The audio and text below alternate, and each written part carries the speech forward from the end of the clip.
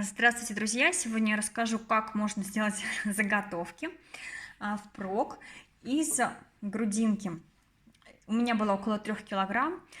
Грудинка очень жирная, много костей. Я все варила на очень медленном огне с большим количеством лука, чеснока, специй. Первый бульон, конечно же, я слила, а потом уже добавила все специи и лук, чеснок. Я варила грудинку очень долго, это было около 5-6 часов, поэтому у меня получился именно такой хороший холодец. Часть мы уже, конечно же, скушали, вы видите границу, поэтому остальное я хочу просто переработать и заморозить. Получается довольно-таки уже много. Треть коробочки. Это только верхний жир, есть еще очень много жира вот на самой косточке. Есть его, конечно, никто не будет просто так, а в жарке он просто здорово себя проявляет, очень вкусно получается, нежели на масле сливочном либо растительном что-то жарить. Есть прослойка мяса и довольно-таки большая прослойка жира. И из этого мяса, конечно, можно его просто так скушать, а можно сделать просто паштет. И вот с этой стороны, смотрите, вот прям кусок жира. И у меня получилось довольно-таки много холодца, где-то 200 литров, потому что формочки у меня размером 200 миллилитров. И я данный холодец, данный бульон буду использовать для гарнира. Все это заморожу, закрою вот так вот крышками. И сверху можно подписать дату и что внутри. По поводу мяса, оно жирновато на мой вкус. И я часть жира сниму, тоже будет для жарки, а часть мясо я переработаю для паштета. Я, скорее всего, холодец из одной формочки буду использовать для паштета. То есть мясо я все срежу и добавлю холодец. В таком случае у меня блендер будет лучше прокручивать, и как раз получится идеальный паштет. Видите, мясо очень хорошо сходит с косточки.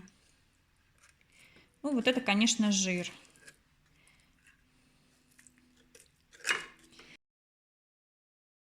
Тоже посмотрите, сколько жира. Это реально жир.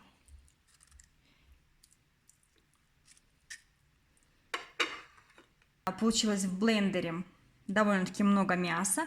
Вылила одну формочку бульона.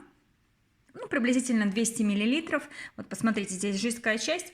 Постараюсь прокрутить. Если не получится, то я добавлю еще, чтобы получилась такая однородная масса, и блендер все-таки взял ее. Если у вас погружной блендер, то, возможно, получится и так прокрутить. Но у меня он такой обычный, но довольно-таки мощный. Как я и говорила, одной формочки бульона, то есть холодца, было недостаточно, то есть блендер прокручивал, но немножечко ему было тяжело. Я добавила вторую. Сейчас паштет жидковат, но когда вы оставите в холодильнике, он остынет. Также бульон, который здесь, он холодец, он загустеет, и будет очень хорошая масса для бутербродов. Очень много паштета, вкусный, со специями, хорошее мясо, с жирком немножко. Когда вы будете размораживать эту массу,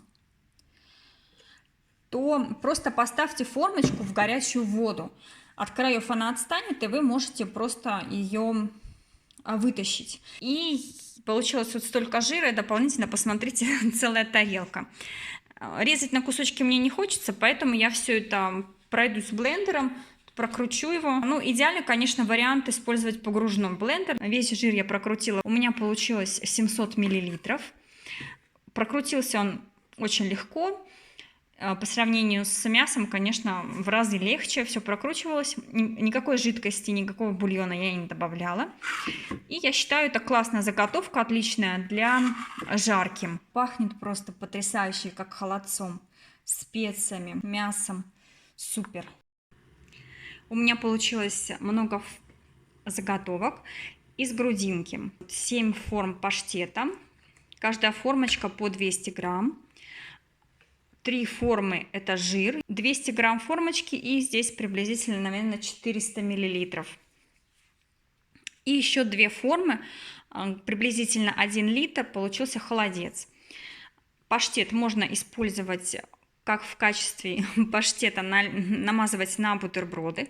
Можно также его использовать в качестве соуса, добавлять куда-то в макароны, в картошку. Паштет, когда он охлажденный, он имеет плотную структуру, но если вы его нагреете, то он будет жидким, поэтому можно использовать в качестве соуса. Бульон, либо холодец, очень крепкий, такой густой, наваристый. Его можно добавлять также в гарниры, будет очень вкусный такой мясной аромат. И жир, он настолько вкусно пахнет. Я с удовольствием буду на нем жарить картошку, либо яичницу. И самое главное, когда вы замораживаете свои заготовки, не доливайте прям до самого края. Друзья, делитесь своими впечатлениями, понравились ли вам заготовки, как вы делаете заготовки, из какого мяса. Поделитесь своими тоже рецептами, своими секретиками. Я буду очень рада. Благодарю вас за просмотр видео и до новых встреч. Пока-пока.